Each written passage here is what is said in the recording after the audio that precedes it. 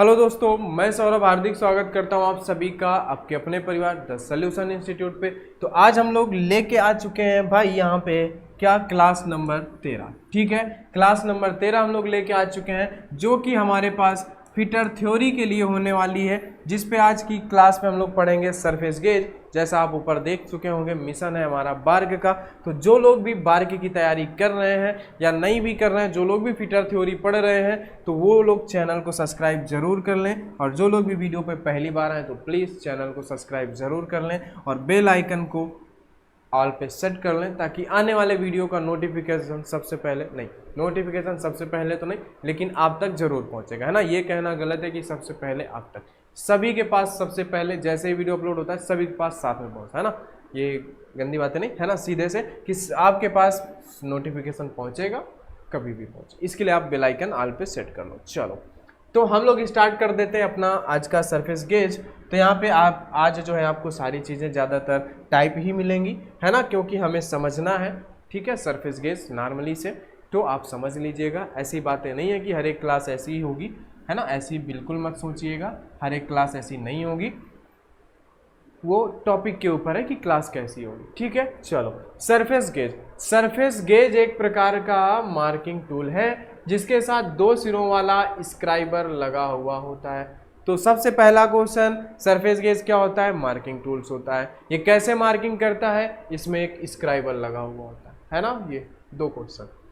इस स्क्राइबर का एक सिरा सीधा तथा दूसरा 90 डिग्री पे मुड़ा होता है। जो स्क्राइबर इस पे यूज होगा, यानी बैंड स्क्राइबर यूज होगा, एक सिरा सीधा और दूसरा 90 डिग्री पर मुड़ा हुआ, आपको बैंड स्क्राइबर पढ़ाया जा चुका है। सरफेस गेज को मार्किंग ब्लॉक और स्क्राइबर ब्लॉक भी कहते हैं। ये जरूर याद रखिएगा भाई, आपसे कभी सीधे से सरफेस गेज नहीं कहेगा, हमेशा आपसे मार्किंग ब्लॉक या फिर स्क्राइबर ब्लॉक कहेगा। स्क्राइबर ब्लॉक आप समझ जाइए कि ब्लॉक मतलब सरफेस गेज पे ही हमारा स्क्राइबर लगा होता है। नॉर्मली स्क्राइबर की बात करता हूं तो सिर्फ स्क्राइबर कहता, स्क्राइबर ब्लॉक उसने बोला यानी सरफेस गेज बोला।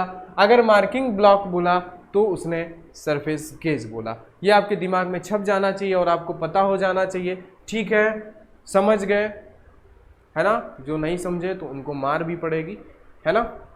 कुछ लोग सोचते हैं ऑनलाइन पढ़ने का फुल मज़ा लेते हैं, है ना, कौन मारने आ रहा है, कौन क्या करने आ रहा है ना।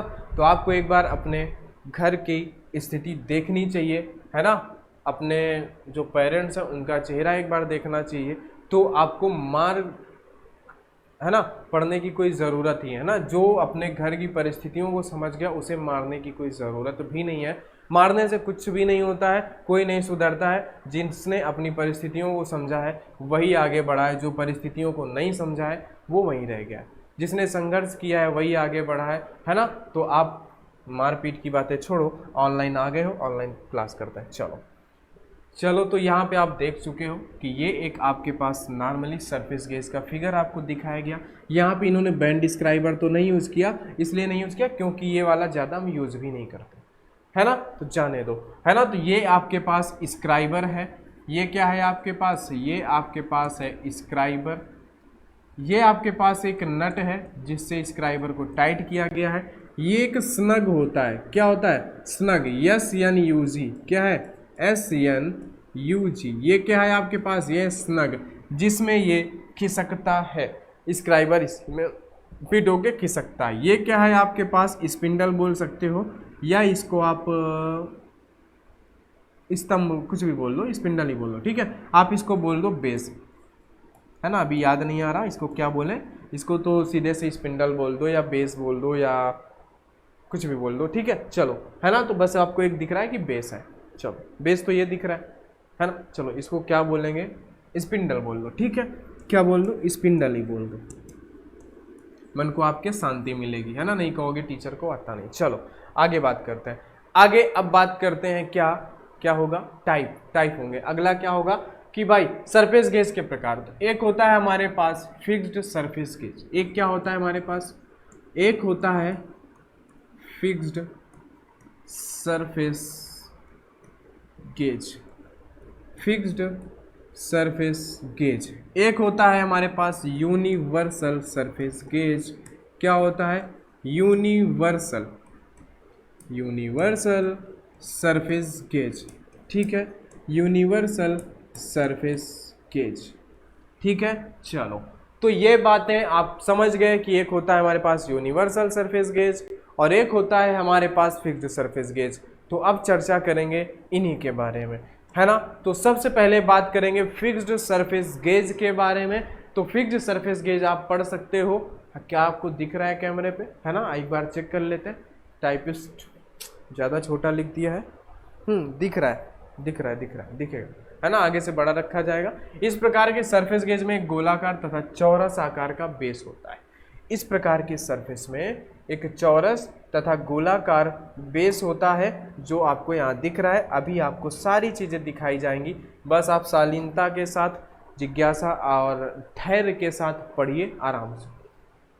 एक गोलाकार व चौरस आकार का बेस होता है जिसके साथ एक स्पिंडल स्थायी रूप से जुड़ा होता है। चाहो तो आप ये फिगर देख सकते हो, आप इसको देख सकते हो, देख के एक बार इमेजिन कर लो और फिर समझते रहो, है ना। जैसे आंखों में बसा लेते हो ना, वैसे फिगर भी बसा लो, जिसके साथ एक स्पिंडल स्थायी रूप से जुड़ा होता है या इसको चूड़ी की सहायता से जोड़ा जाता है। इस पर साइज खोलने के लिए स्लाइडिंग स्नग, वही जो स्नग बोला गया ना, साइज खोलने मतलब स्क्राइबर खोलना नहीं, साइज खोलना मतलब अभी स्क्राइबर यहाँ है तो क्या साइज है, इसको स्नग को ढीला करके यहाँ लाएंगे तो क्या साइज, ये होता है साइज खोलना, है ना। नट से स्क्राइबर खोलते हैं। चलो स्क्राइबर को अंदाज से ऊपर नीचे करके साइज खोला जाता है, ये देखो ऊपर नीचे करके साइज खोला जाता है। इसके द्वारा शुद्धता में माप खोलने के लिए कठिनाई होती है, इसलिए इसका प्रयोग वर्कशॉप पे कम करता है।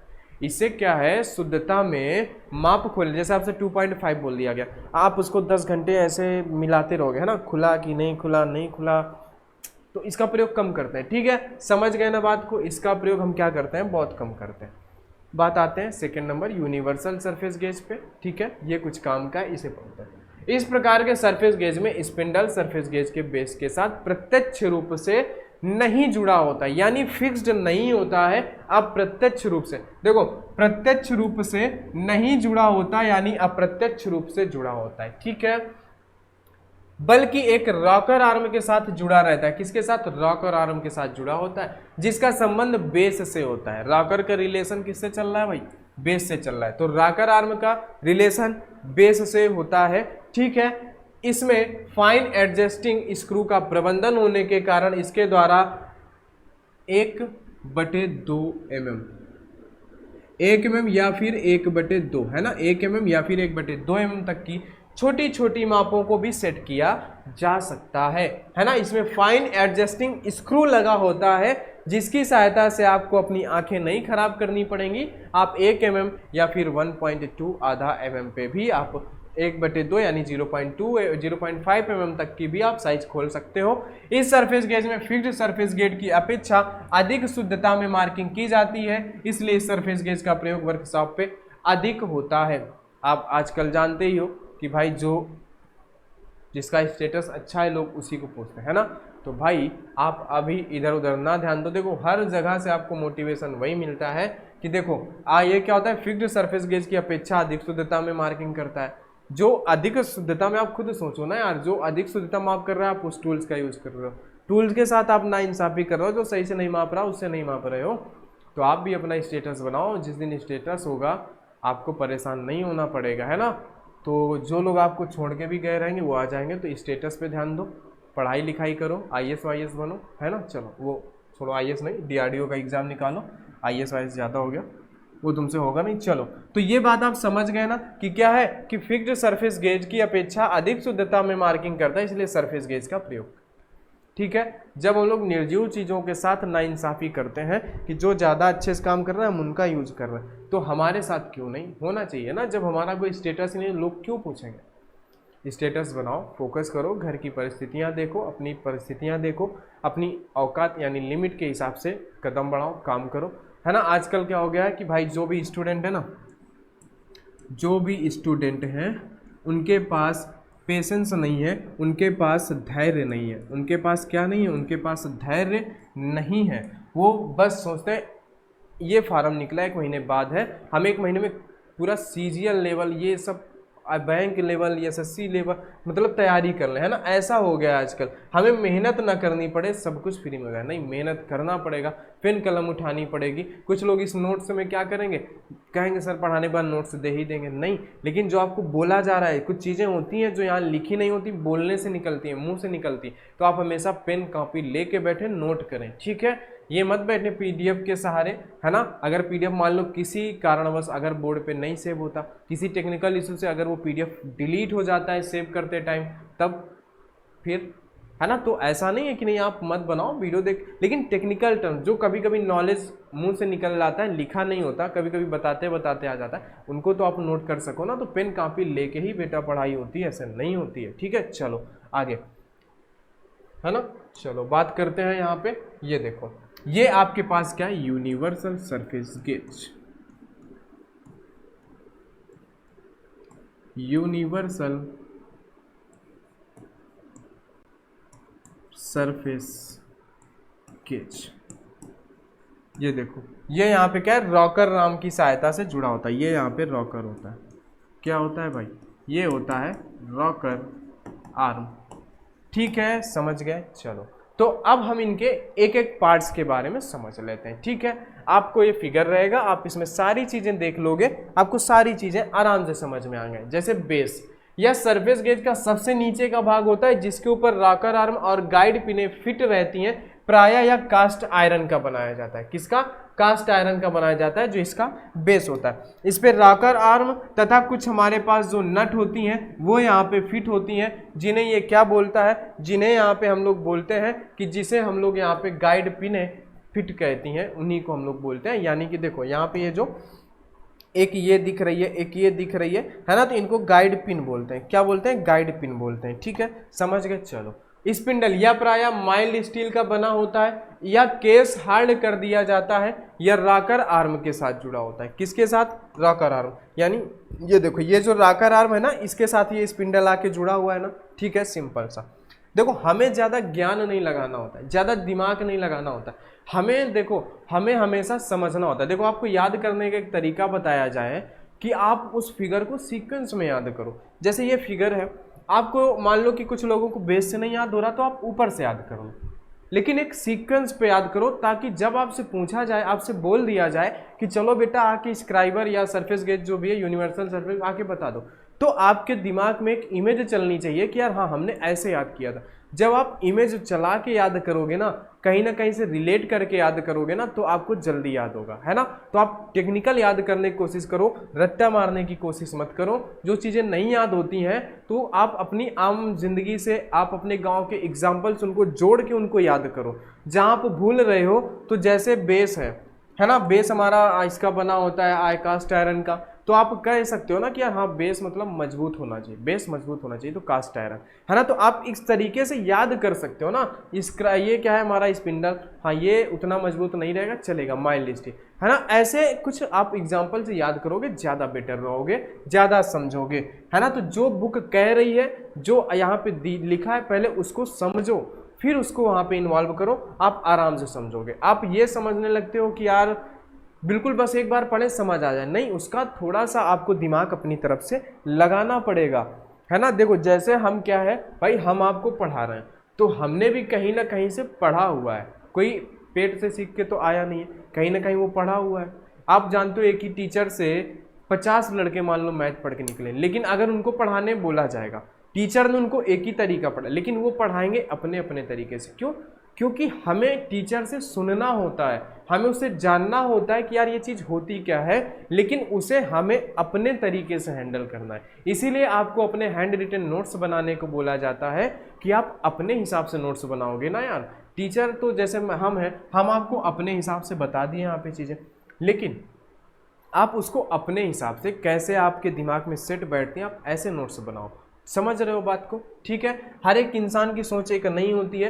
टीचर किस लिए होता है, देखो लिखा किताबों में भी होता है, टीचर होता किस लिए कि वो किताब का मतलब क्या है वो हमको बता दे, है ना। बाकी आपको ग्रहण करना, आपको सुनना, वो आपकी काम है, आपको उसको किस तरीके से यूज़ करना है वो आपका काम है ना। टीचर ये तो नहीं सिखाएगा कि आपको कैसे करना है, कैसे क्या करना है। आपको मान लो कोई गाड़ी चलाना, कार चलाना सिखाया जाता है, तो आपको गियर, क्लच, इन सब के बारे में बता दिया जाता है। फिर जब आप चलाने लगते हो, बाइक चलाने लगते हो, तब तो आप नहीं पूछते हो कि कैसे आगे वाला टायर उठाते हैं, वो तो कोई नहीं सिखाता आपको।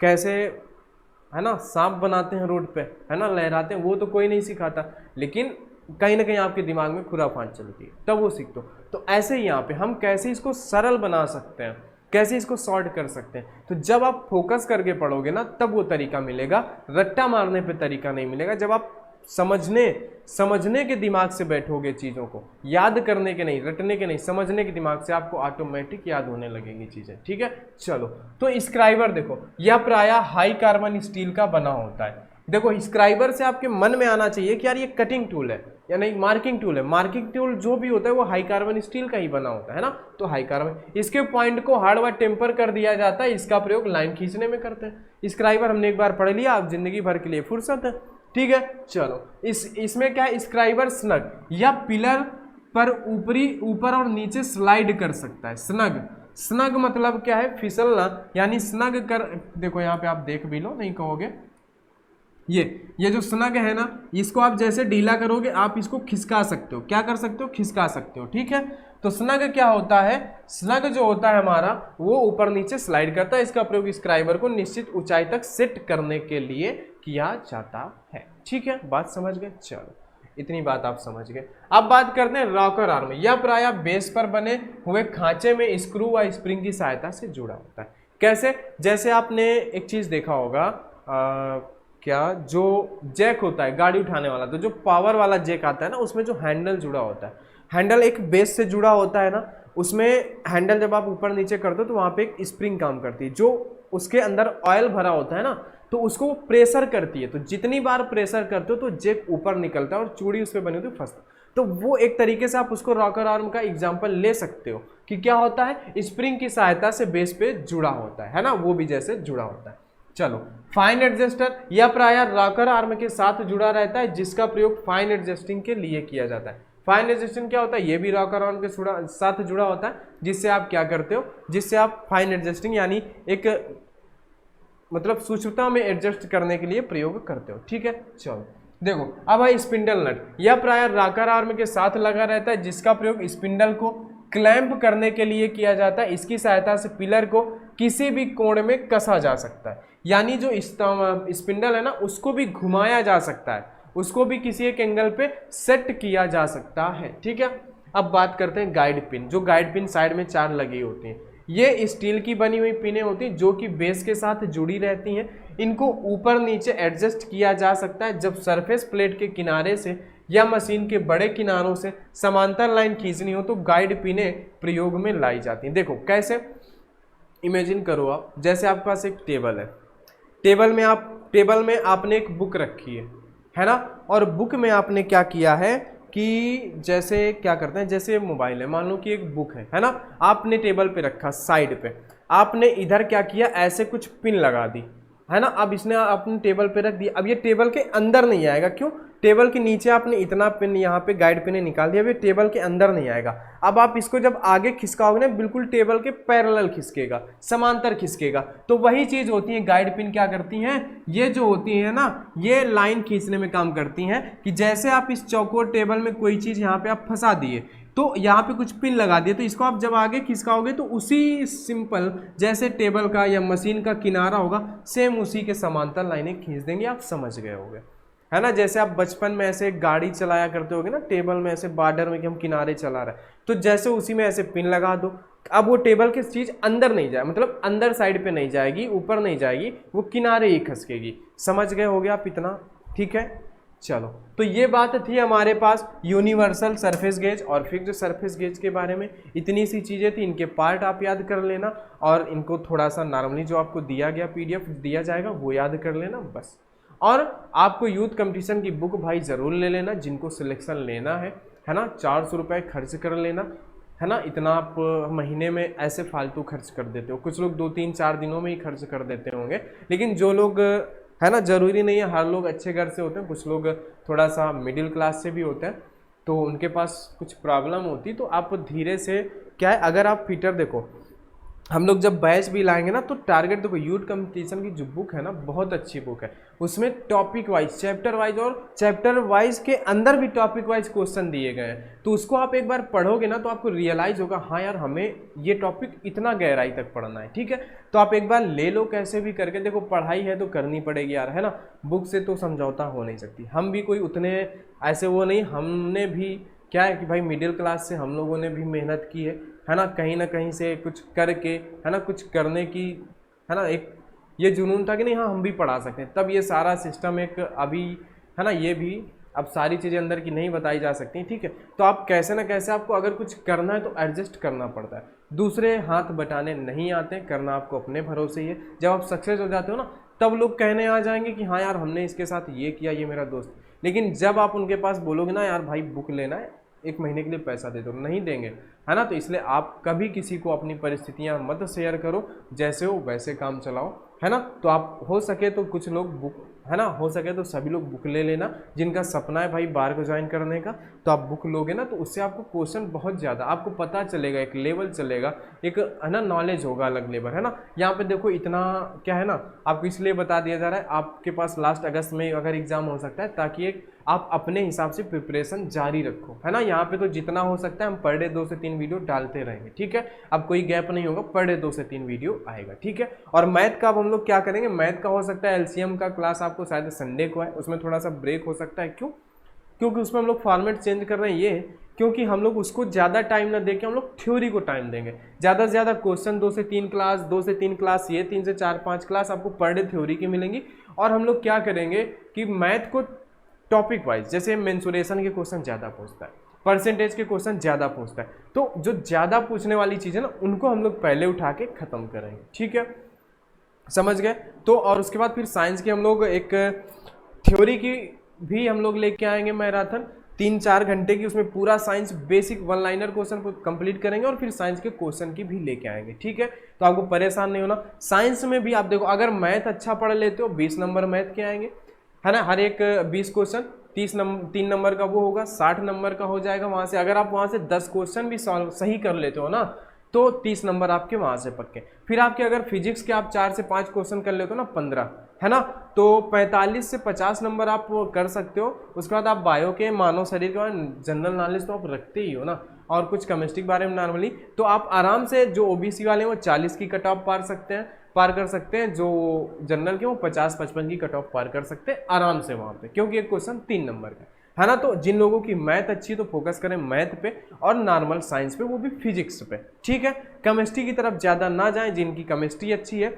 देखो साइंस में फिजिक्स केमिस्ट्री बायो है, लेकिन बायो ज़्यादा नहीं पूछा जाता, फिजिक्स और केमिस्ट्री, है ना। तो जिनकी केमिस्ट्री अच्छी है तो केमिस्ट्री पे फोकस कर लो, थोड़ा सा बायो पे कर लो, और जिनकी फिजिक्स अच्छी है तो फिजिक्स पे फोकस कर लो। नॉर्मली थोड़ा थोड़ा वहाँ से ले लो, साइंस से और मैथ से आपका पहला पेपर निकल जाएगा। फोकस हमें थ्योरी पे करनी, तो हम लोग थ्योरी की क्लासेस ज़बरदस्त और बराबर आपकी सेवा में डालते रहेंगे। बस आपका काम है भाई, आपसे एक ही रिक्वेस्ट होती है कि, है ना, अभी हम लोगों ने स्टार्ट किया है तो आप सब्सक्राइबर जल्दी से जल्दी बढ़ाएं, ताकि हम लोग भी आगे मोटिवेशन मिलता रहे कि नहीं हाँ हम लोग जो कर रहे हैं वो लोगों को पसंद आ रहा है, बच्चों को पसंद आ रहा है। ठीक है दोस्त, तो आज के लिए बस इतना ही। आगे हम लोग आगे का टॉपिक नेक्स्ट क्लास में कवर करेंगे। ठीक है भाई, तो आगे है ये हमारा कटिंग टूल्स का जो था हमारे पास, मार्किंग टूल्स था सॉरी, तो ये हमारे पास तो समाप्त हो चुका है चैप्टर, जितने हमारे पास टॉपिक थे हो चुके हैं। अब हम लोग नया चैप्टर उठाएंगे। ठीक है दोस्तों, आज की क्लास में इतना ही। पीडीएफ के लिए आप टेलीग्राम लिंक ज्वाइन कर लेना, आज शाम को उसमें पीडीएफ आपके मिल जाएंगे। ठीक है दोस्तों, आज की क्लास में इतना ही। क्लास में लास्ट तक बने रहने के लिए सभी का बहुत बहुत धन्यवाद। आगे हम लोग मिलते हैं नए वीडियो में। ठीक है।